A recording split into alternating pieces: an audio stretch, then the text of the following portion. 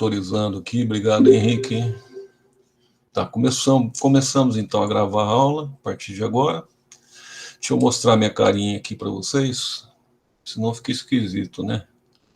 Ó, pessoal, eu tô até de óculos novo para vir dar aula com vocês, tá vendo? Como eu gosto de vocês, ó, tô com óculos novo, com o look novo, tá? Para vir dar aula aqui especialmente para vocês. Vocês estão bem? Passaram bem a semana? Tudo certo? Ou estão mudos? Estão me ouvindo ou não? Hein? Minha semana foi linda. Foi tudo bem, Henrique? Tudo tranquilo? Tudo tranquilo, graças a Deus. Então tá bom. Bom ver vocês novamente aqui, todo mundo rígido e forte, tá? Bem, a ideia da gente hoje é complementar um pouquinho a noção que a gente tinha visto a semana passada de ideologia.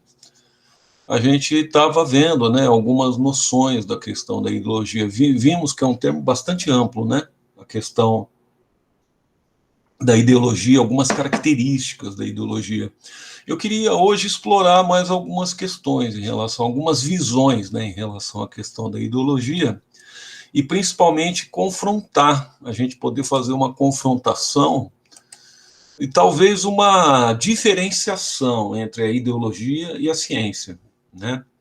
Começar a tentar dialogar de uma forma diferente, quer dizer, como que essas duas questões se diferenciam do ponto de vista filosófico e do ponto de vista de prática de trabalho, porque, como nós dissemos, hoje em dia está tendo uma espécie assim de salada, de geleia geral, né?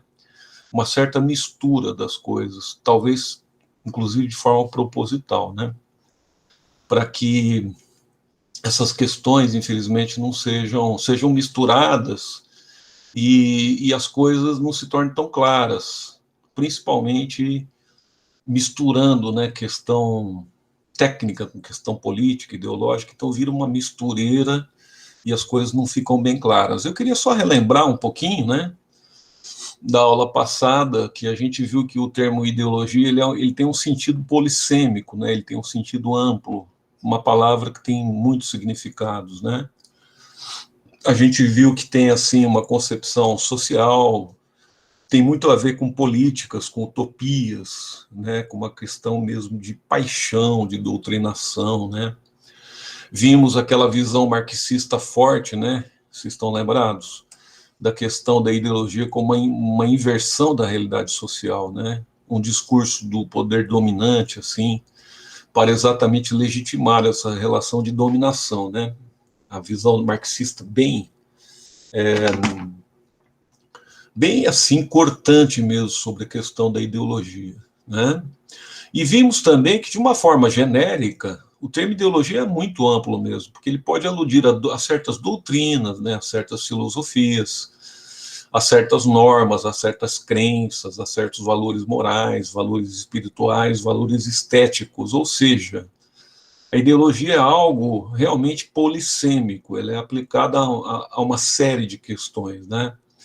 E, obviamente, que pertencente aí a diversos tipos de culturas humanas, a diversos tipos de sistemas de crenças, de sistemas, enfim, de pensamentos diferentes, né, acerca do tema, né.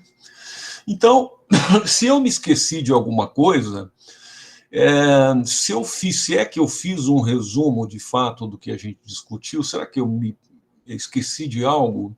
Vocês querem ampliar essa discussão, fazer alguma contribuição, algo que eu esqueci? Será que faltou colocar algum olhar múltiplo aí sobre esse tema? O que mais, hein? Vamos abrir os áudios aí, vamos falar, vamos complementar? Ou ficamos por aqui mesmo? Vocês querem acrescentar algo da aula passada? Levantar mais alguma questão que a gente talvez não tenha colocado, não tenha ressaltado, que ficou para trás? Hein, pessoal? Vamos dialogar um pouquinho? Vamos trocar uma ideia aqui? Vamos aos pitacos da turma. O que mais que a gente comentou aula passada que talvez eu passei batido aqui? Vocês lembram? Talvez tenha sido até um ponto de inflexão. Eu lembro que no final da aula passada ficou um ponto de inflexão, porque a gente ficou numa certa dúvida sobre a questão de crença. Lembra que ficou uma certa dúvida? Chegou um certo momento que ficou uma polarização, que que vocês falaram, não, mas sempre a gente precisa fazer a gente precisa entrar na ciência com uma certa crença. Isso me preocupou bastante. Eu fiquei muito preocupado com isso, porque me pareceu uma grande confusão, tá? Fiquei muito preocupado, de fato, com essa questão forte da crença. Eu entendo que nós temos crenças pessoais, eu entendo que a gente pode fazer uma escolha metodológica, eu entendo que a gente, junto com o nosso coordenador, a gente opte por uma linha de pesquisa, por uma linha de trabalho, mas isso é uma coisa, é um aspecto metodológico. Agora, crença é outra coisa. Crença é baseado num outro tipo de metodologia, num outro tipo de trabalho. Me parece que crença é muito mais ideológico que científico. Eu fiquei realmente um pouco preocupado com isso no final da aula passada. Eu acho que deu um nó na cabeça, assim, um pouco, minha e de vocês, tá? Porque vocês bateram muito fortemente na questão da crença. Vocês falaram, alguns de vocês, né? Falaram muito fortemente, não, existe crença, sim, a gente, quando vai fazer um trabalho científico, a gente parte de certas crenças, tá? E eu me preocupei de fato, porque, assim, pelo menos pela epistemologia da ciência, a gente nega essa questão de crenças. Nós vamos até ver que, segundo alguns pensadores da ciência, obviamente existem certos paradigmas na ciência, né? Mas é muito diferente a questão paradigmática de crença. Então, a gente vai tentar discutir, certo? Essas um pouco mais, nessa aula de hoje, um pouco mais sobre essas diferenciações, tá? Ô, Saulo, por gentileza, passa para mim o próximo slide. Ô Lincoln, Pois não, Henrique. você estava falando, eu estava tentando resgatar um pouco da aula passada, Pois não, por favor. foi por conta do TCC, né, que a gente acabou entrando nesse assunto, e aí a questão de a gente carregar alguns conceitos já, e aí levar isso para o TCC, no sentido de a gente buscar provar alguma coisa no TCC.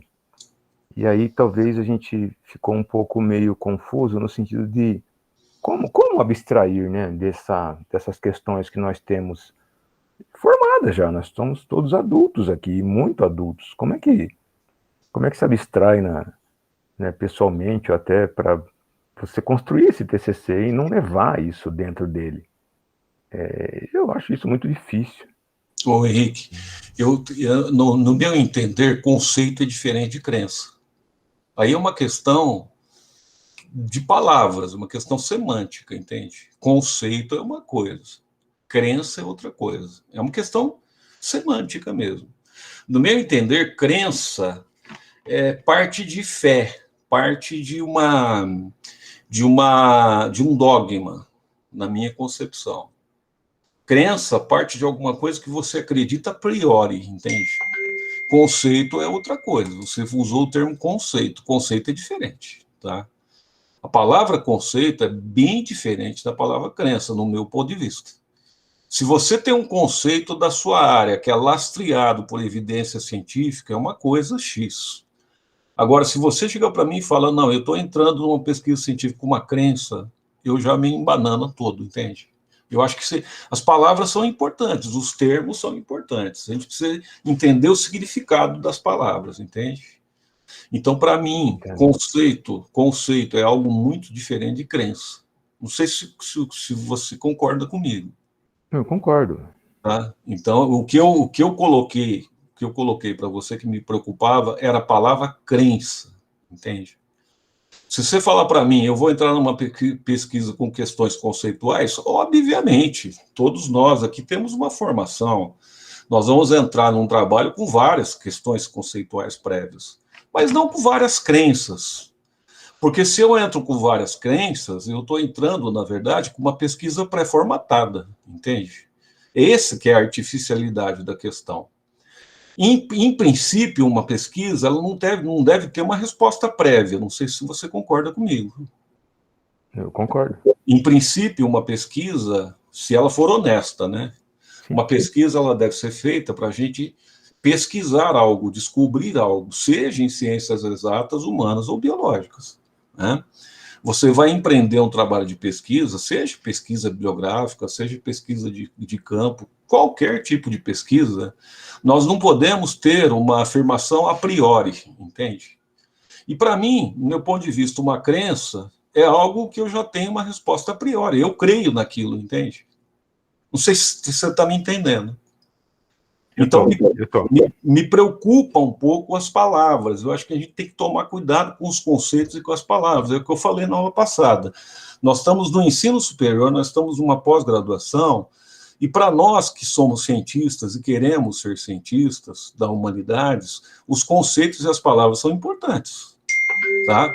Eu acho que nós estamos aqui porque o jogo das palavras na academia é importante. Você pode ser questionado, entende? E você ter até que ir na raiz da palavra para identificar essa questão. E essa questão não é uma questão trivial. Essa questão é uma questão que pode simplesmente diferenciar um trabalho que tenha o lastro científico de um trabalho que não tenha o lastro científico. Tá? Então, foi essa a minha preocupação. Eu quero ver se eu consigo, viu, Henrique, nessa aula, talvez tenha sido incompetência minha, eu quero ver se eu consigo definir um pouco melhor essa questão, tá? Por quê? Porque eu vou terminar de conceituar a ideologia, aqui, hoje vou tentar fazer isso, né? E a gente vai tentar entrar um pouco mais pesado no conceito científico e tentar contrapor essas duas questões, tá? E o que eu pretendo mostrar para vocês é que crença é uma coisa muito mais ideológica do que científica. Você me entende? Sim. Então é isso que eu vou tentar mostrar. Saulo, pode passar para mim, por favor, o próximo slide? Então, assim, a gente estava trabalhando com essas concepções, tá? Com essas concepções sobre ideologia. Nós temos uma concepção antropológica da ideologia. Vocês devem conhecer aquele eminente antropólogo francês, que é o Claude Lévi-Strauss, né? Que ele fez uma afirmação, é óbvio que não há um consenso. Eu, quando vou citar para vocês uma visão antropológica, eu não estou citando uma visão consensual, né? Eu estou fazendo um recorte, tá? Eu estou pegando um antropólogo e estou dando um ponto de vista deste antropólogo, que é um antropólogo eminente. Então, segundo o Claude Lévi-Strauss, olha, eu vou falar nas palavras dele, abrindo aspas para o Claude Lévi-Strauss. Vamos ver se a gente consegue entender o pensamento desse cara para definir ideologia. Abram aspas para as palavras do Claude Lévi-Strauss. Ele fala o seguinte: há um número imensurável de culturas, todas elas, sem exceção, possuem uma linguagem, técnicas, arte, conhecimento do tipo científico, crenças religiosas, tá? Organização social, econômica e política. A atitude mais antiga e que repousa sem dúvida sobre fundamentos psicológicos sólidos consiste em repudiar pura e simplesmente as formas culturais, morais, religiosas, sociais e estéticas mais afastadas daquelas com que nos identificamos. Assim, há sentimentos primitivos que tentam negar a humanidade da diferença daqueles que são chamados por nós de bárbaros e selvagens. Poderíamos chamar esses sentimentos primais de sentimentos do tipo ideológicos. Então, aqui na visão do Strauss, isso é um tipo de comportamento meio de bando que o homem, na verdade, desenvolveu já é um comportamento da nossa ancestralidade. Você sabe que nós somos animais sociais desde o início. Os nossos ancestrais hominídeos, eles eram animais caçadores-coletores, eles viviam em bandos. E esses bandos, eles eram culturalmente muito fechados. E esses bandos tinham códigos culturais muito rígidos. E esses bandos, inclusive, eles tinham um sentimento de pertença muito forte. Tá? Inclusive, esse código moral rígido era um código que atacava muito a diferença, chamada alteridade, entende? Então, segundo Strauss, esse comportamento da nossa ancestralidade, ele foi herdado para nós, do ponto de vista cultural e biológico, entende? Então, segundo ele, esse comportamento primitivo, primário, ele se expressa no comportamento ideológico. Seria mais ou menos assim, ó. De um ponto de vista ideológico, agora quem está falando é o Lincoln, não é o Strauss, tá? Os sentimentos aí ideológicos, tá? Eles consistem em atitudes quase instintivas que nós temos de negar a alteridade, de negar a diferença. Ou seja, de fortalecer a identidade dos grupos a partir da negação das diferenças. Existe uma tendência de nós negarmos aquilo que é diferente de nós, entende? Uma tendência primitiva, como eu disse. Isso é num contexto de primitividade, tá? Do tipo assim, vamos falar de um termo mais simples agora. Eu odeio tudo aquilo que não faz parte da minha tribo, sabe assim? Tudo aquilo que não faz parte da minha tribo, eu odeio. Eu não dialogo, eu não converso, tá? Ao mesmo tempo que eu fecho os meus olhos para as contradições do meu próprio grupo. É óbvio que todos os grupos têm os seus problemas. Mas, normalmente, quando você tem um sentimento de pertença por aquele grupo, é como se você não visse as contradições que ocorrem naquele grupo. Entende? Você se fecha um pouco em relação a isso. Então, seria assim, como um grande auto-engano, entende? Como um comportamento de natureza animal mesmo. Tipo assim, um grande ensaio sobre a cegueira, entende? É um comportamento grupal. Esse comportamento explicaria um pouco o comportamento ideológico, entende?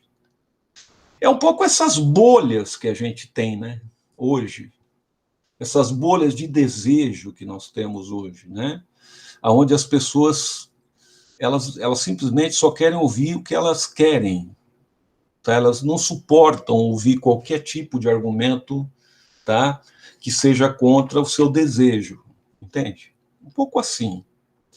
Então, do ponto de vista ideológico, veja que a gente tem assim uma certa explicação do comportamento ideológico do ponto de vista da evolução do homem e da evolução cultural do homem. A gente está aprofundando essa questão.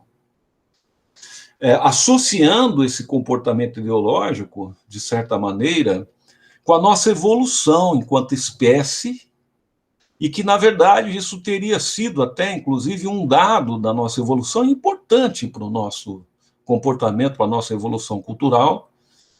E, enfim, esse tipo de situação teria ocorreu, e hoje se transforma nessas bandeiras radicais, apaixonadas, né? Que é o que se batizou e que se chama de ideologia por aí, de uma maneira muito fácil, vamos dizer assim, né? Então, de novo, eu conclamo vocês. O que vocês acham disso?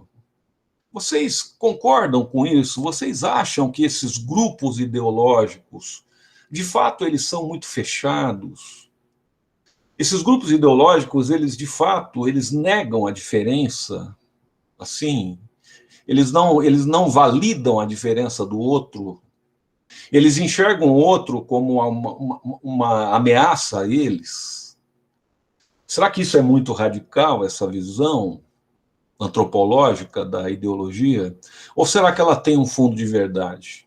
Vamos conversar um pouco, vamos ver a opinião aí, entende? Será que a ideologia tem essa dimensão de sectarismo realmente, tá? Quer dizer, a ideologia, de fato, ela segregaria outros grupos, tá? Nessa dimensão? Então, a Ana Cláudia está dizendo aqui que depende do grupo ideológico, não podemos fazer uma afirmação genérica, concordo. Exatamente, eu ia mais ou menos nessa linha, o Lincoln. Eu, pelo menos, vejo que, ainda tratando dessa questão assim, de ideologia, vai muito do tipo de grupo que a gente se refere, né? Se a gente está se referindo a um grupo mais fechado, mais extremista e tal, de fato, é uma crença, né, completamente desprovida de qualquer possibilidade de flexão, né? De mudança, de alteração de posicionamento. Agora, se a gente partir do pressuposto que todos os grupos enfim, políticos, sociais, que a gente for pensar, tem em si um posicionamento ideológico, aí a gente acha que já não pode estender isso, né? Alguns grupos fogem completamente dessa concepção, fechada e incapaz de fazer qualquer cisão, qualquer modificação de pensamento. Correto. Concordo também. Veja que aqui a gente não está procurando uma verdade, né, pessoal? A gente está procurando pontos de vista, entende? Nós não temos aqui uma verdade absoluta. O que eu tenho é o seguinte: eu tenho uma autocrítica a fazer a mim mesmo. Isso eu posso fazer. Eu, às vezes, me pego sendo bem radical, do ponto de vista ideológico. Óbvio que eu tenho a minha ideologia, eu não preciso contar qual é aqui, né? Mas eu tenho, entende? E eu, às vezes, me pego sendo bem sectário, assim, bem, assim, não suportando pessoas que têm uma ideologia muito contrária à minha. Mal ouvindo essas pessoas, assim, não tendo muita paciência. Eu tô aqui me criticando, tá? Não estou apontando dedo para ninguém. Não estou falando de pessoas X, Y, Z. Mas eu, de vez em quando, me sinto bem radical nas minhas opções ideológicas. Tipo assim, não tenho muita paciência nem de ouvir certos Lincoln, grupos. Pois não. uma questão em relação a isso que me lembrou uma discussão que a gente tem tido muito ultimamente nesses tempos de efervescência política, que é o seguinte: o quão tolerantes a gente tem que ser com o intolerante? Essa é uma questão também, né? Se a gente vai usar como exemplo a política e o quanto ela tem sido efervescente, o quanto tem sido radical nos últimos tempos, ainda que eu acho que em certa medida o radicalismo é necessário, mas enfim, isso vem mais da minha formação e acho que de alguns colegas de humanas a gente é bem assim mesmo. Mas o quanto que a gente tem que ser tolerante a falas intolerantes e a posicionamentos intolerantes, né? Pois é, sem dúvida, é uma ótima pergunta. É uma ótima pergunta. Mas, assim, eu creio que a ideologia serve também como máscaras. E a gente é muito bom para apontar a máscara alheia, sabe assim? A gente é muito bom para apontar a máscara alheia, a intolerância alheia, para apontar a ignorância alheia, para apontar a radicalidade alheia. A gente é muito bom para isso. O que a gente tem dificuldade é para ver as nossas próprias máscaras ideológicas. Isso é difícil. Tá? É a gente se descortinar no espelho e falar o seguinte: peraí, será que eu também não tenho os meus limites ideológicos também? Enfim, é um exercício, tá? É um exercício. Eu aqui não tenho, igual estou te falando, eu não tenho resposta. Eu só acho que é fácil apontar o dedo, entende? O que é difícil é a gente se despir das nossas próprias máscaras ideológicas e saber qual que é a raiz da ideologia. Isso que eu acho que é importante. A nossa discussão aqui é entender a raiz, tá? Eu aqui não tenho a pretensão, pelo amor de Deus, de dizer para X, Y, Z qual é o pensamento que vocês devem ter. Vocês são pessoas adultas, formadas, vocês têm a cabeça super feita, entende? Eu só estou querendo entender o seguinte: se a gente tem algum tipo de ideologia, a gente tem que entender de onde vem, entende? E ela tem uma marca, com certeza ela tem, tá? A Caroline está falando assim: eu penso que talvez sim, pois essa construção perpassa pelo ser humano que tem suas limitações, professor. É verdade. O Guilherme, com certeza, olhar para si mesmo tão crítico é difícil. De fato, é muito difícil. É muito difícil. Porque, como eu disse, a ideologia, normalmente, ela nos dá uma razão, né?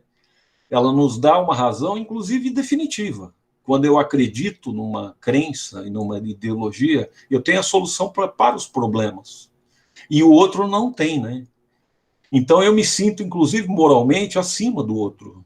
Eu me sinto muito mais capaz do que o outro para resolver as questões, não é? Eu sou moralmente, inclusive, mais qualificado que o outro. Enfim, é uma questão, uma discussão ética complicadíssima, né? Ô, Saulo, pode passar para mim, por favor. Então, temos também aí, principalmente para os psicólogos, uma concepção psicanalítica da ideologia. Ó, antropológica, vamos ver aí uma concepção psicanalítica. cunhada pelo próprio Freud, tá? Segundo Freud, e também partindo um pouco da linha do Strauss, o Freud fala que as ideologias frequentemente fazem com que os seus seguidores, ou seja, aqueles caras que comungam dessa ideologia, né, muitas vezes de forma inconsciente, tá? Para o Freud, inconsciente é o canal, né?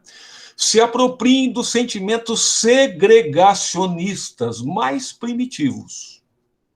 Então, aqui o Freud fala de uma situação de radicalidade histórica. Quer dizer, que as pessoas se apropriam da ideologia para segregações, assim, violentas, de fato, se munindo do argumento ideológico. E o Freud dá exemplos históricos muito concretos de, em nome da ideologia, você ter exemplos históricos de segregação, do tipo assim, tá?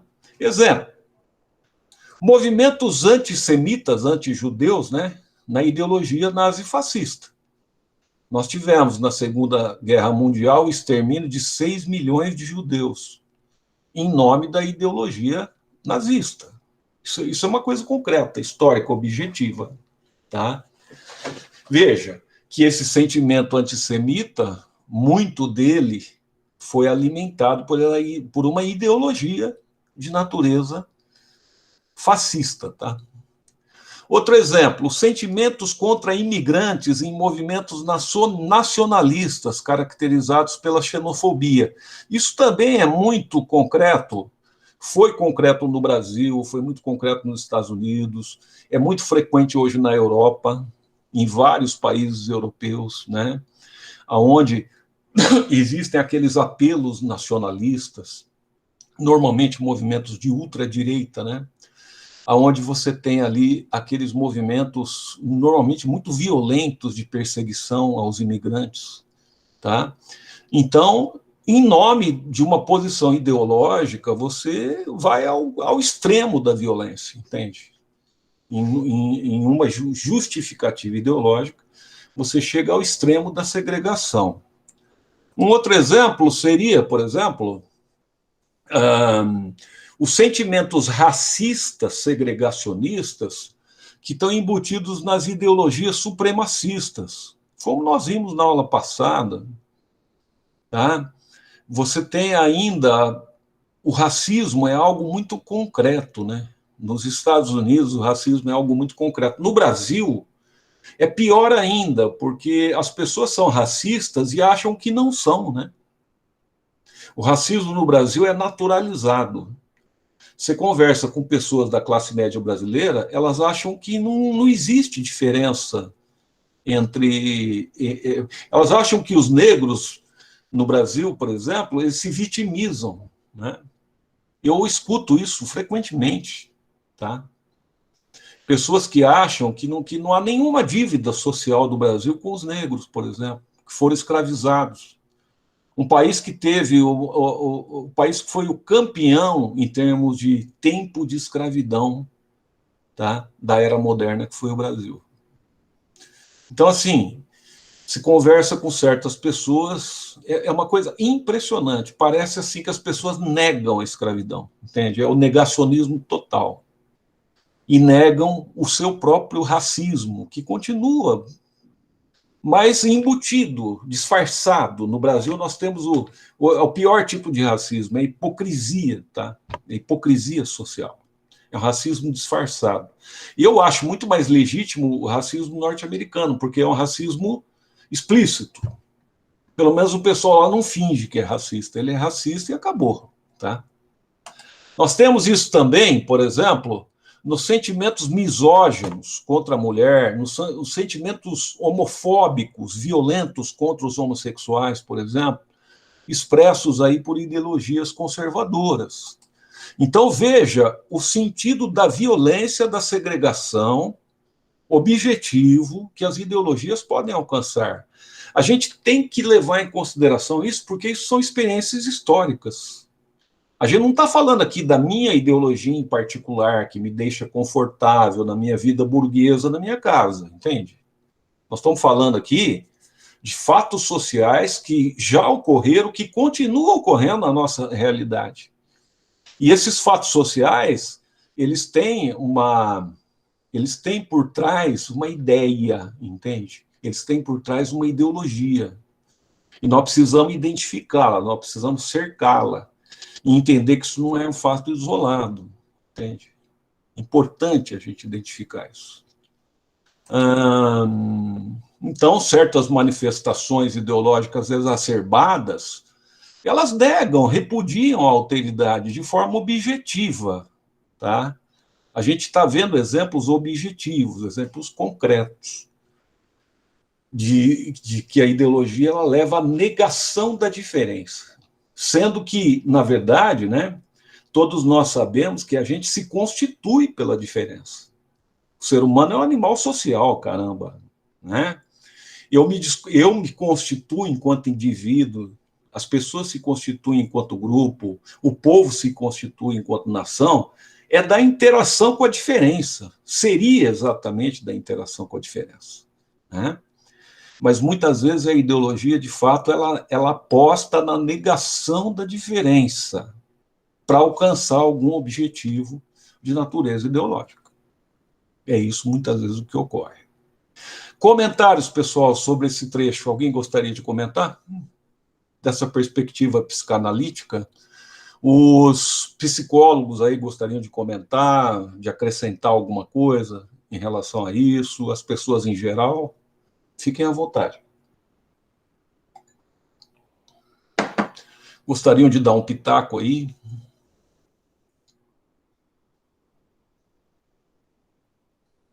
Sem pitacos? Tudo bem. Então pode passar para mim, Saulo, por favor. Então vamos lá, características das ideologias. Agora nós vamos caracterizar como se fosse mesmo uma coisa didática. Didaticamente, vamos caracterizar as ideologias, tá? Fazer uma caracterização assim completa da questão. A gente falou que a característica, vamos lá, a questão da crença que eu falei para vocês, que eu estou encanado com a palavra crença. A questão, as ideologias elas pressupõem a crença ou a fé em algo, tá? E quando você crê em uma ideologia, veja bem, você normalmente refuta com a mesma paixão a ideologia oponente. Normalmente, tá? Por exemplo, eu vou dar um exemplo para vocês. A contraposição entre socialistas e liberais. Normalmente, o discurso de um indivíduo que ele é socialista e o indivíduo que é liberal, ele não é um discurso fácil, entende? Ele é um discurso cheio de problemas, cheio de contradições, porque eles são posições ideológicas antagônicas, né?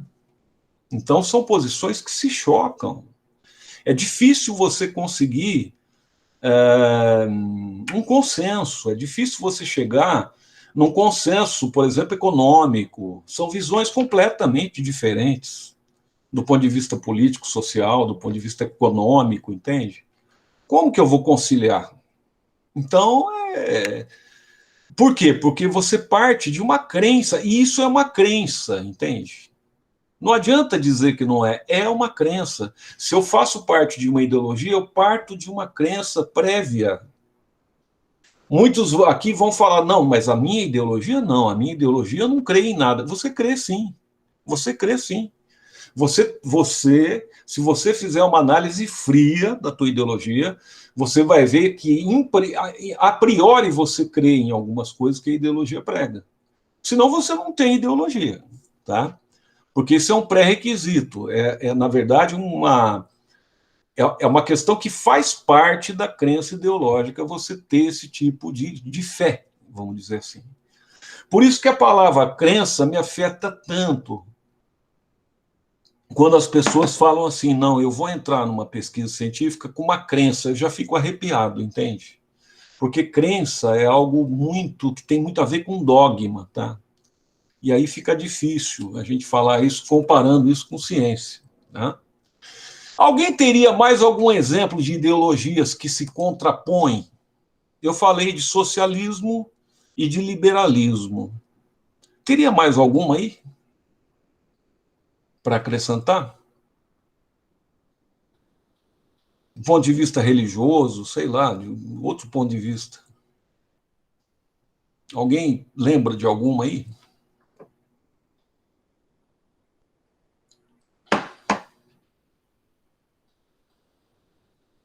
Bem, normalmente, então é assim, né, pessoal? Eu não estou me lembrando exatamente agora, mas normalmente, quando você opta por um campo ideológico, você tem algum outro campo que se contrapõe a ele, que é antagônico. Então você tem essa contraposição. Segundo ponto que caracteriza as ideologias é que elas se baseiam em dogmas, exatamente o que eu falei. Ou seja, ela parte de verdades absolutas, inquestionáveis, indiscutíveis e que se acreditam nelas a priori, entende? Eu vou dar alguns exemplos. Eu vou dar alguns exemplos para vocês de dogmas que algumas ideologias ou religiões ou crenças ou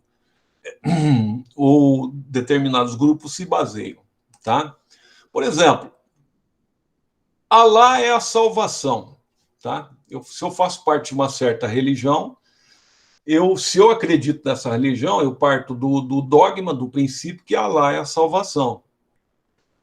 Se eu sou um cara liberal, eu parto do princípio, veja, isso é um dogma inquestionável, de que para o mercado funcionar, as únicas regras que a economia deve seguir são as regras do mercado. O mercado deve regular. Isso é uma crença que eu tenho, ninguém vai tirar isso da minha cabeça. Você pode discutir comigo um mês, um ano, tentar me provar o contrário, não, eu parto desse princípio, entende? É um dogma, você tem fé naquilo, você acredita naquilo, não adianta. Você não vai mudar a tua opinião, entendeu? Você quer ver uma outra crença que vai desagradar muita gente aqui, mas é uma crença? Só a luta de classes trará a justiça social. É uma crença marxista, mas é uma crença. Tá? Se eu for marxista, eu parto do ponto de vista que isso vai trazer justiça social. Então, quando acabar a luta de classes, quando não houver mais classes sociais, quando não houver mais o operariado e a burguesia, quando isso for extinto, nós vamos ter justiça. Se eu parto desse princípio, é um dogma, entende? Eu parto desse princípio, eu falo, quando isso ocorrer, nós vamos estar numa sociedade ideal. Pronto, eu partir desse princípio, acabou, é inquestionável, entende? Um outro princípio ideológico, por exemplo, que é inquestionável. O mundo só terá justiça no dia do juízo final. Eu estou colocando aqui um dogma cristão, né? Entende? Então, enfim, são esses dogmas. Isso que é baseado em crença, em fé. Para eu adotar um discurso ideológico, você não adota um discurso ideológico sem crer, entende? Não adota. Você precisa crer, você precisa acreditar. Tudo bem que a pessoa vai estudar, ela vai ler, ela vai se formar, ela vai ler teóricos, tá? Mas mesmo assim, ela se baseia em certos princípios, em certos dogmas, se ela segue aquela ideologia, tá? Faz parte do processo. E também, normalmente, as ideologias, elas vendem muito facilmente uma promessa de um projeto ideal, tá? Ou seja, elas prometem, no caso dos muçulmanos, um paraíso. Você sabe que o paraíso dos muçulmanos é uma coisa muito interessante, né? Você sabe que, normalmente, muitos países muçulmanos, eles vivem no deserto, né? Então, a imagem do paraíso para eles, olha que coisa interessante, é um oásis, onde eles têm uma vegetação linda, onde eles têm um banquete interminável que não acaba, serve-se muita comida, muita bebida, aonde é incrível, porque para os homens o negócio é tão machista ali, que existe um enorme harém que vai servir os homens. Essa é a imagem do paraíso para os caras. Tem muito cara aí que morre, um homem bomba que morre alegre, porque ele vai para esse paraíso, é uma promessa, entende? O cara morre cantando hinos de louvor, porque a ideologia prometeu para ele um paraíso depois da morte. É uma promessa, tá? Então, A recompensa é muito legal, e o cara aceita qualquer sacrifício em nome disso, né? Poderíamos também comparar com a Terra Prometida dos judeus, né? Que é um tipo de projeto ideal caro ao povo judeu, aquela história do Antigo Testamento, a terra em que vai brotar o leite, o maná, o mel, né? Também, novamente, uma sociedade justa, marxista, sem divisão de classes sociais, enfim, né? Uma sociedade ao molde anarquista, onde não há nenhum tipo de poder regulador, enfim, a promessa de um projeto ideal. Essa é uma característica também, com certeza, das ideologias. E toda ideologia também vende para os seus seguidores algum tipo de redenção. O que seria essa redenção? Essa redenção seria algum tipo de conquista que é muito esperada por esses grupos ideológicos. Que algum tipo de conquista que esses grupos anseiam muito, tá? Que vão atender algumas reivindicações de natureza política, étnica, religiosa, identitária, enfim, vai depender do tipo de ideologia. Eles vão prometer algum tipo de redenção. Olha, o nosso caminho é difícil, o nosso caminho é pesado, a nossa luta é muito sangrenta, é muito difícil, a batalha é muito longa, mas se nós nos dedicarmos, se nós, enfim, dedicarmos aí a nossa vida, a nossa redenção virá, né? Essa é a promessa ideológica. Enfim, toda ideologia, ou normalmente toda ideologia, ela promete algo, tá? Você se dedica a ela, mas você vai ter um retorno, entende? Um retorno de alguma reivindicação muito grande de um grupo social, né? E também ela projeta um inatingível lugar utópico, né? Um não lugar, poderíamos dizer, utópico. Então, assim, uma vez que essas ideologias se tratam de projeções míticas, na verdade, projeções míticas, né? Quase sempre impossíveis de ser alcançadas. É uma coisa assim utópica. Utopia é algo inalcançável, né? As utopias aí propagadas por essas ideologias, elas são frequentemente intangíveis, inalcançáveis. Então, elas representam o objeto de desejo que estão embutidos nesses projetos ideológicos, né?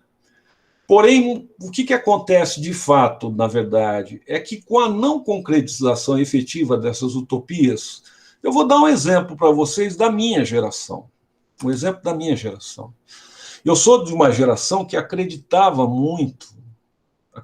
muito no projeto socialista, tá? Lutou muito pelo projeto socialista. E nós tivemos uma experiência histórica da minha geração, que foi o projeto da União Soviética, que era um projeto que se acreditava que ia mudar o mundo mesmo, sabe? Que ali teve a instalação de um regime socialista. Então a gente acreditava, a gente lutava muito por aquilo.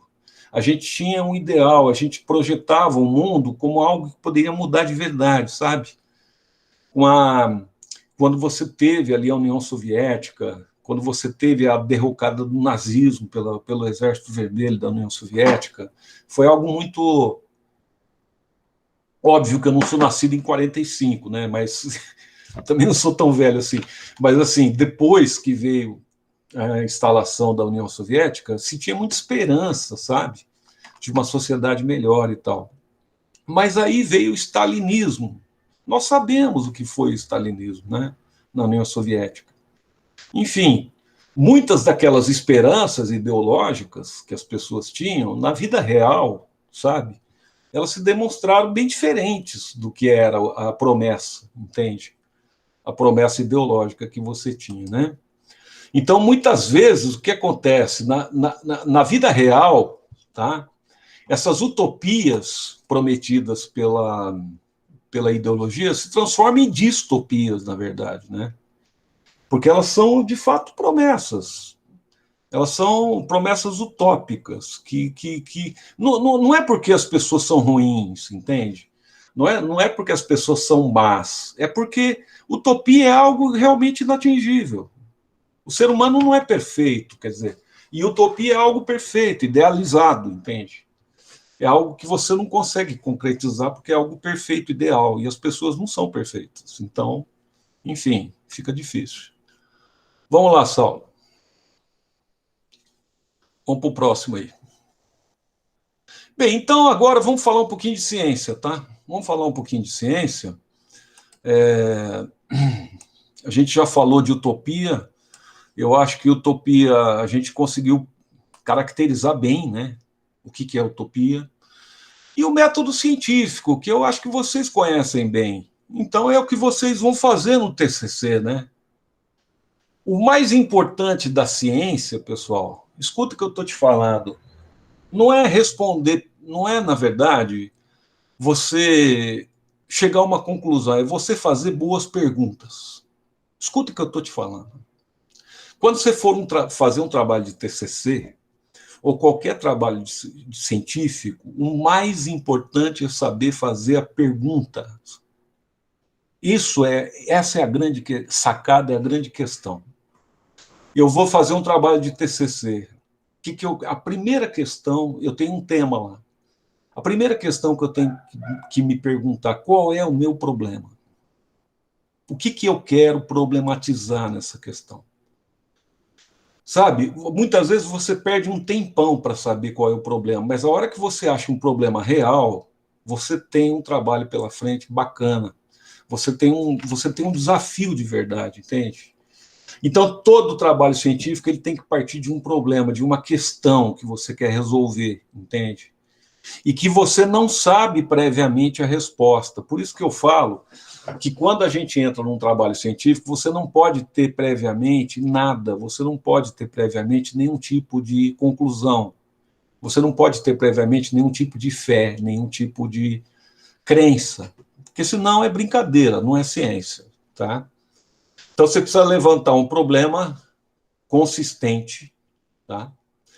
Depois, o que a gente faz normalmente? É óbvio, todos vocês vão fazer um certo levantamento de dados, uma revisão bibliográfica mínima acerca daquele questão, né?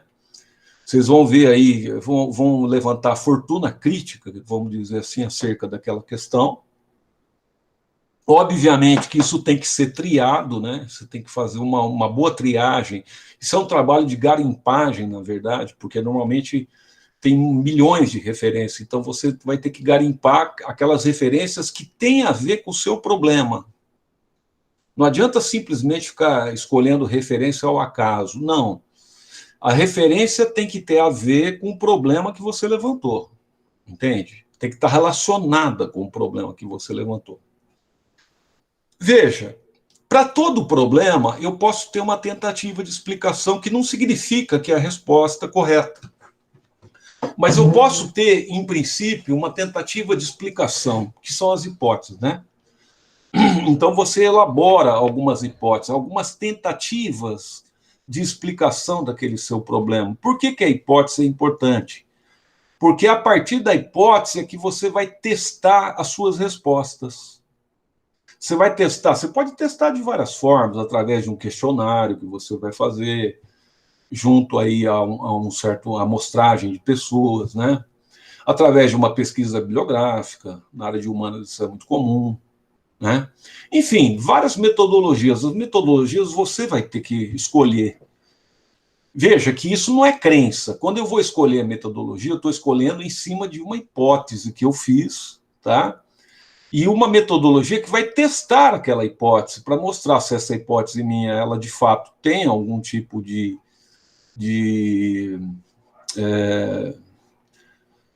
princípio ou não, né? Se ela tem algum tipo de validade ou não.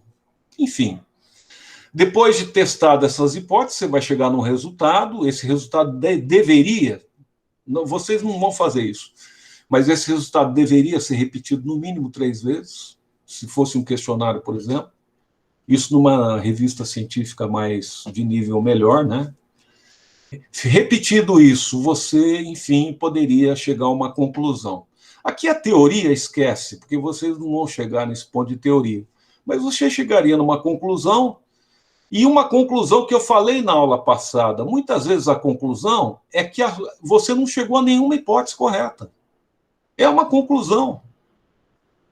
O que acontece? O que não pode é a pessoa querer, na marra, entende? Validar uma hipótese dela. Ela tem que trabalhar com os dados. A pesquisa científica precisa ser uma análise de dados. Precisa ser uma análise desse experimento que você fez aqui, dessa análise de dados. Ela precisa refletir isso, entende? E muitas vezes o resultado não valida uma hipótese, mas isso não quer dizer que o teu trabalho não é validado. É validado, sim. Você vai falar simplesmente na tua conclusão o seguinte: de fato, o meu resultado não validou nenhuma hipótese, mas me mostrou isto e isto.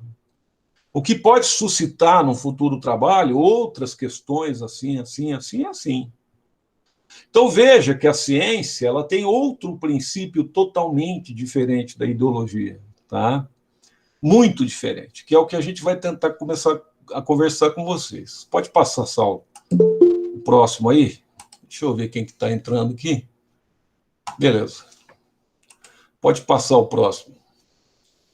Uma coisa que caracteriza a ciência Não, é um anterior. Não, próximo, desculpa, Saulo. Uma coisa que vai caracterizar a ciência e que vai diferenciar a ciência da ideologia completamente é o seguinte: é o caráter. Vai ser o caráter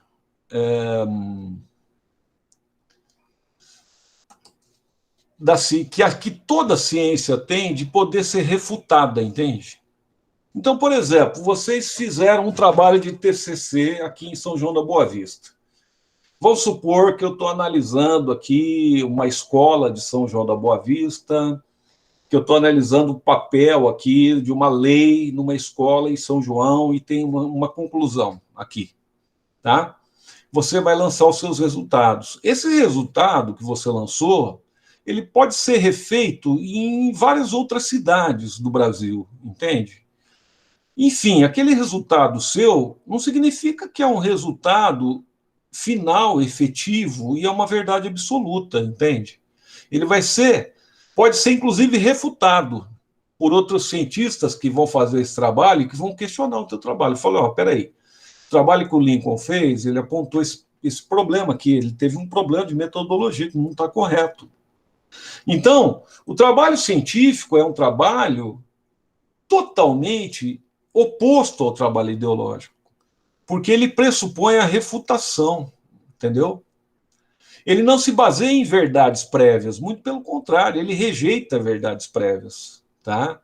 Ele é uma coisa completamente diferente, ele é totalmente avesso ao trabalho científico, ele é a antítese do dogmatismo. A ciência não trabalha com dogmatismo de forma alguma, tá? Pode passar, Saulo.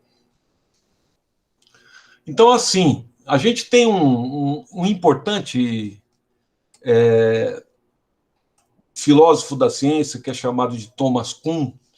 Esse Thomas Kuhn, ele é norte-americano, ele foi um físico, né, um historiador da ciência, ele viveu no século XX.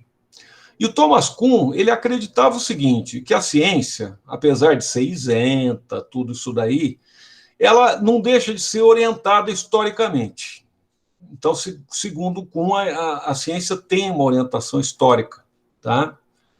Uma orientação, na verdade, histórica. Ele percebeu que nessa orientação histórica, os cientistas eles são influenciados pelo contexto histórico, social e político, inclusive em sua própria produção científica. Ou seja, é óbvio que a época que o cientista vive, que o seu caldo cultural influencia a sua produção. É óbvio, a gente não seria ingênuo ao ponto de dizer que o cientista não é influenciado pela cultura, é óbvio que é. Tá? Uma vez que a ciência é uma produção humana. A gente aqui não vai ser ingênuo de dizer para vocês, tá, que a ciência não tem influência da sociedade, é óbvio que tem. E o Kuhn foi o cientista que demonstrou isso, de que existe de fato, tá, essa influência. Para esse filósofo da ciência, o Thomas Kuhn, pessoal, ele dizia que a ciência é orientada historicamente, né, e ela se desenvolve de acordo com algumas etapas. Então, segundo Kuhn, ele achava que existe a adoção de um certo paradigma científico. O paradigma científico seria uma grande teoria científica, na verdade, que se estabelece, tá? E ela amadurece durante algum tempo, isso em qualquer área da ciência. Pois haveria um outro período que seria o desenvolvimento, o período de desenvolvimento normal dessa ciência. Um terceiro período em que essa teoria entra em crise, e um quarto período, que ele chamou de período revolucionário, que se cria um novo paradigma. Então, isso mostra o seguinte, que a ciência é sempre um processo que ocorre permanente mudança, entende? Por isso que não pode ter dogma. Não pode ter dogma, porque a ciência está sempre mudando, se modificando, se renovando. Não dá para eu ter verdade absoluta na ciência. Tá? Então, segundo Thomas Kuhn, seria assim que você teria esse processo, tá, de modelação da ciência. Pode passar, Saulo. Então, esse paradigma, segundo Thomas Kuhn, seria um modelo que os cientistas aí seguem, né, num determinado período histórico. E eles vão, então, como eu falei para você, o paradigma constituir teorias, formas de procedimento, métodos e certos princípios metafísicos. Mas o que acontece? A ciência, o conhecimento é algo que nunca é pronto e acabado, ele sempre evolui. Então, com o tempo, aquela teoria ela vai ser superada pela ciência. Ou seja, chega uma hora que ela vai entrar em crise e esse modelo vai ter que ser, na verdade, substituído. Esse paradigma vai ter que ser substituído, e é isso que ocorre, tá? Dentro do processo científico. Pode mudar para mim, Saulo, por favor? Então, por exemplo, vou te dar um exemplo, tá? Um exemplo. Nós vamos ter aí, ó, esse slide que você está vendo. A gente tinha um modelo de terra plana. Parece que algumas pessoas atualmente continuam adotando esse modelo, né?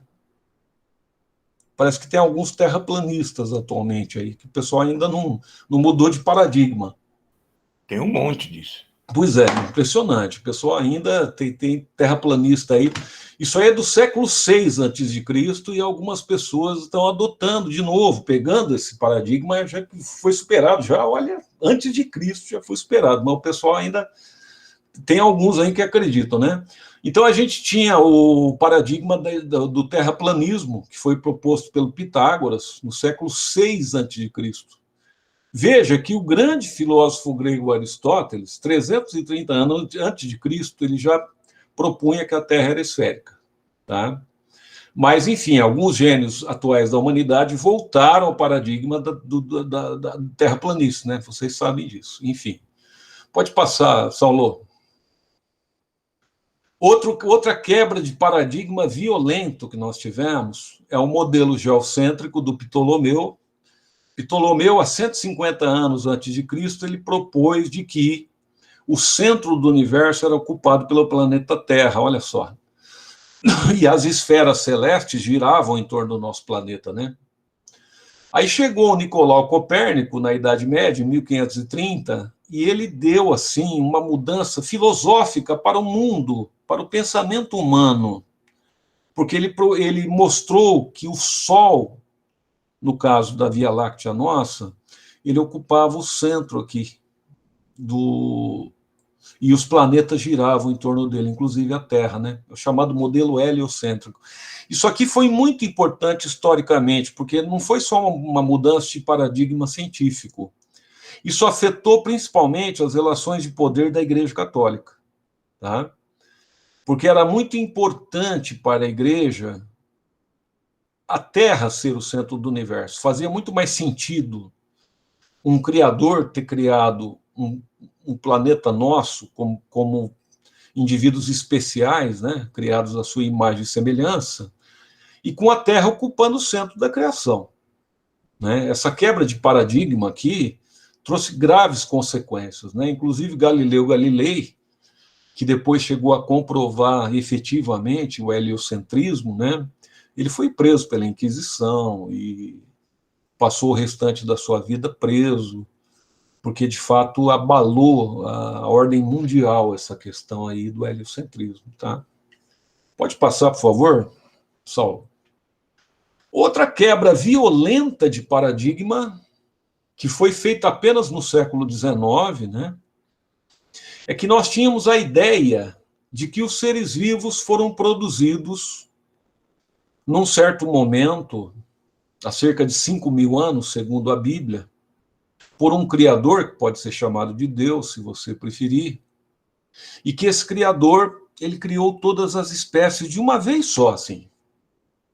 E que todas essas espécies são imutáveis desde então, tá?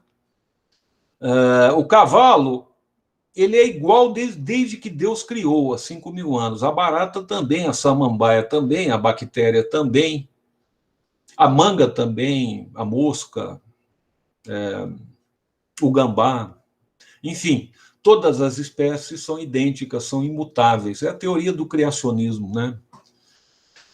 Chegou um cientista em 1853, eminente cientista inglês, chamado Charles Darwin, e publicou talvez um dos livros mais importantes da história da humanidade, chamado A Origem das Espécies, onde ele mostrava de que, na verdade, todos os seres vivos provêm de um ancestral em comum. Todos os seres vivos são parentes evolutivos. E o homem está na Terra há muito pouco tempo. E o homem, na verdade, é um braço bastante humilde de uma linha muito humilde de mamíferos primatas. O homem estava longe de ser o centro da criação, né? E o homem teria evoluído de um primata arborícola, e os macacos do Novo Mundo seriam nossos primos evolutivos mais próximos, né? Esse homem foi o Charles Darwin. Então ele enterrou, na verdade, né, o criacionismo, isso no século XIX, né, meados do século XIX, e a partir daí se adotou o paradigma evolucionista. Na biologia ainda, o paradigma evolucionista, ele é, na verdade, a teoria mais importante da biologia até hoje, tá? Pode passar, por favor, Saulo. E aí o nosso querido Freud, que para mim é um gênio total. O nosso querido Freud fez uma síntese aqui que eu acho demais. Ele colocou assim, ó, olha a frase do Freud: no decurso da humanidade, do tempo, a humanidade teve de aguentar das mãos da ciência duas grandes ofensas a seu ingênuo amor próprio. A primeira foi quando percebeu que a Terra não era o centro do universo, mas apenas um pontinho num sistema de magnitude dificilmente compreensível. A segunda, quando a pesquisa biológica roubou-lhe o privilégio de ter sido criado especialmente e relegou o homem a descendente do mundo animal. Grande Freud, né? Gênio, para mim, gênio também.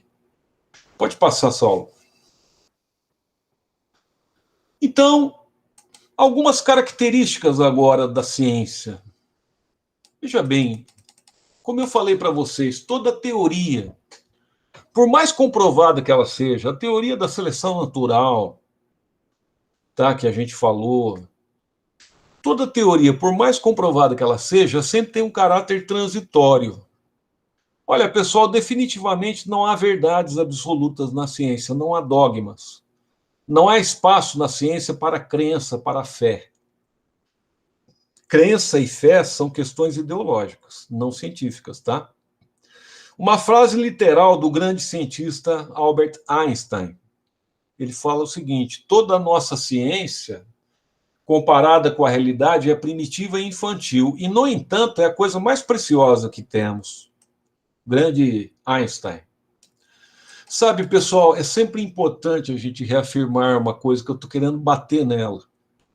Não há certezas no conhecimento. O que nós estamos fazendo aqui não é vender certeza. Tanto que todos vocês podem falar, podem contribuir, e nós vamos construir junto o conhecimento. Nunca vamos chegar numa verdade absoluta aqui. Não existe verdade, tá? Existe questões, existe ponto de vista. Então não há certezas no conhecimento. O conhecimento está em permanente aperfeiçoamento e construção. Nós estamos construindo conhecimento agora aqui, ó. As pessoas, em geral, elas podem querer uma certeza absoluta, elas podem buscar uma certeza absoluta. Elas podem até fingir que elas já alcançaram uma certeza absoluta, como alguns políticos e aí alguns pregadores fazem, né? Olha, eu já atingi a verdade. Agora, o grande mandamento da ciência é o seguinte: desconfie sempre dos argumentos autoritários dogmáticos, desconfie, não acredite neles, tá? Essa grande independência da ciência, ela torna a ciência perigosa para as ideologias e para as doutrinas que apostam em dogmas. A ciência não é confortável para eles. A ciência questiona eles. A ciência questiona as verdades, entende? A ciência já pôs por terra várias afirmações ideológicas. Então, aqueles que estão no poder, aqueles que vestem as verdades escritas nos livros sagrados, aqueles que vendem as verdades do futuro da humanidade, normalmente eles não gostam da ciência, porque a ciência não vende ilusão, tá? É um outro método de trabalho. Pode passar, Saulo. Agora, nós estamos vivendo um momento muito louco, né? Muito louco, porque está havendo uma inversão. Está havendo uma inversão. Está havendo uma contaminação do que se chama de pseudociência. Quer dizer, nós vemos hoje um verdadeiro charlatanismo. Pessoas divulgando fatos pseudocientíficos, como se fossem fatos científicos. Isso é o que mais tem hoje, tá? Então, o que está ocorrendo, e o que é o grande problema? A ciência não é um negócio simples. A ciência não é um negócio fácil, simples, tá? Quem já fez ciência sabe que não é tranquilo. Vocês vão fazer um TCC aí, não é tão trivial, assim. É muito bacana, mas não é um negócio assim que você faz de qualquer jeito, entende? Então é o seguinte, foi feita uma pesquisa recentemente que mostrou o seguinte: no Brasil, atualmente, pessoal, 97% da população ela pode ser considerada, do ponto de vista científico, como analfabeto cientificamente. O povo não sabe o que é ciência. Entendeu? O povo não sabe. Não tem educação, não foi formado para isso. Não teve educação para isso. Pô, o povo brasileiro, quase metade do povo é analfabeto funcional. Entende? Muito menos o povo sabe o que é ciência.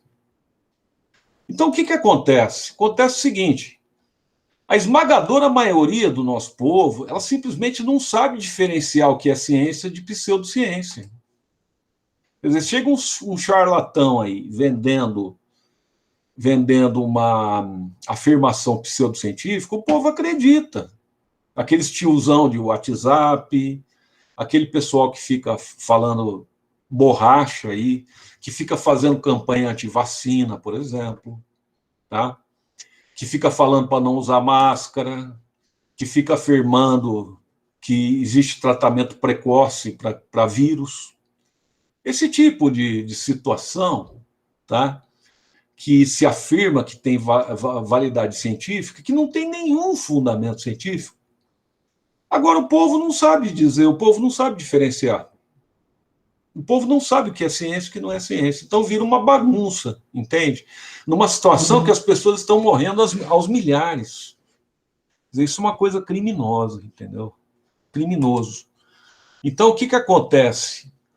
O Zygmunt Bauman, não sei se vocês conhecem, o autor daquele célebre livro A Modernidade Líquida, ele, em 2009, ele afirmou o seguinte, eu vou abrir aspas para as palavras do Bauman. Ele falou o seguinte: na era da informação, da internet e tal, a invisibilidade equivale à morte.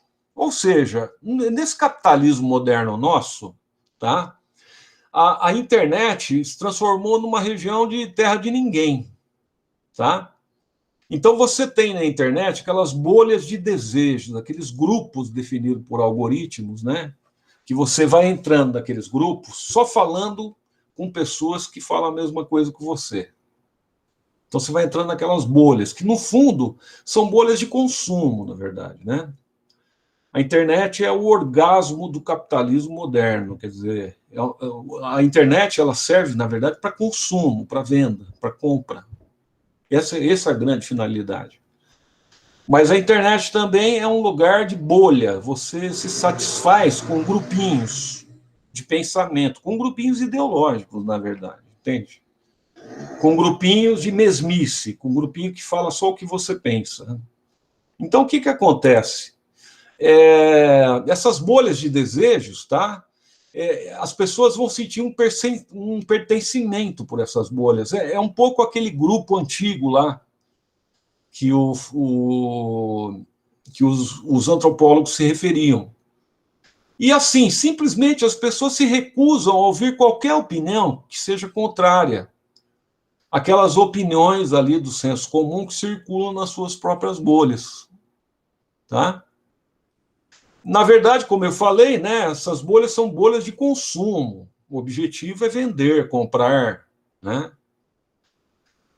Assim, eu diria que a gente virou, nessa dinâmica das redes sociais, nós viramos criancinhas mimadas, tá?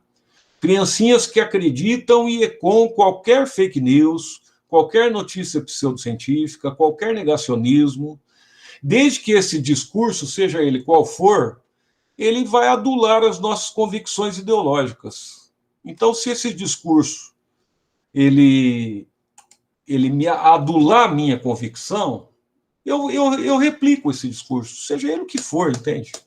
Seja ele bobagem, seja ele consequente, eu vou replicar.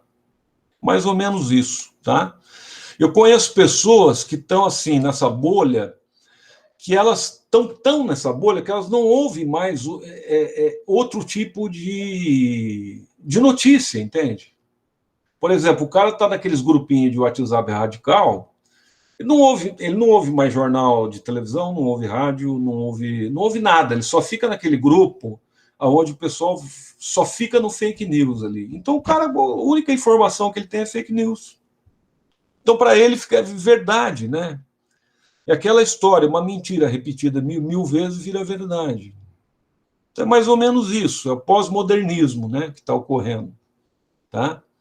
É chamado pós-modernismo, é o pseudocientificismo, né?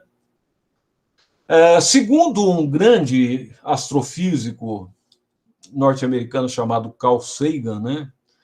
Ele falou uma coisa que eu acho muito interessante sobre o discurso pseudocientífico. O Carl Sagan diz o seguinte: o discurso pseudocientífico ele atende a necessidades emocionais profundas que a ciência não satisfaz. O discurso pseudocientífico nutre fantasias sobre poderes que não temos. Ele preenche lacunas do nosso desejo. Então, negar uma epidemia atende o meu desejo de que não tem epidemia. Eu posso até morrer por causa disso. Mas ele, no fundo, atende um desejo infantil meu, entende? Eu nego que vacina não seja eficaz. Eu tô, na verdade, atendendo a um desejo infantil. Uma coisa assim, de criança mesmo. Tá? Então, precisamos, nesse momento, e cada vez mais, apelar aos grandes cientistas, aos grandes nomes da ciência, saber diferenciar o que é ciência do que é pseudociência, o que é ideológico, o que é científico, tá? Porque nós estamos num momento muito importante. Nós estamos ainda num contexto, né, em que essa diferenciação está fazendo toda a diferença. O mundo está num debate entre o ideológico e o científico. Não sei se vocês concordam comigo. Mas hoje a gente está num embate, entende? De narrativas. Um embate de narrativas. Muitas vezes eu vejo um lado ou outro pender nesse embate. Porque se criam narrativas, tá? E as pessoas compram esses discursos de um lado ou de outro. Infelizmente, muitas vezes essas narrativas, como eu falei para vocês, custam a vida das pessoas, tá? Mas alguns grupos políticos tomam proveito dessa conjuntura, né? Infelizmente.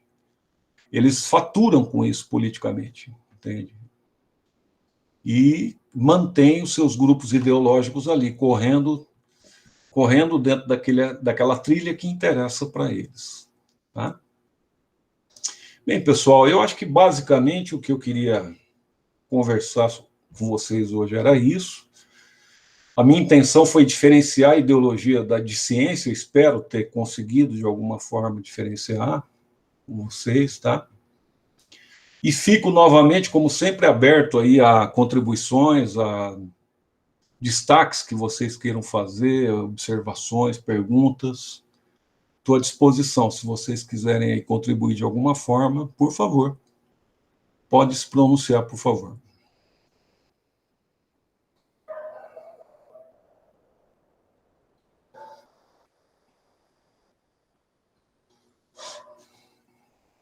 Querem falar alguma coisa, pessoal?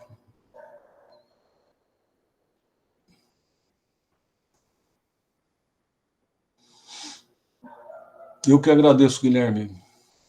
Eu agradeço a tua presença aí, tá? Agradeço a presença de todos, de todas. Pelo jeito, o pessoal não está querendo falar. Então, eu acho que... Ah, tá, tem um último slide aqui, pessoal. O último slide que a gente vai diferenciar a ideologia. Eu fiz um negócio bem didático.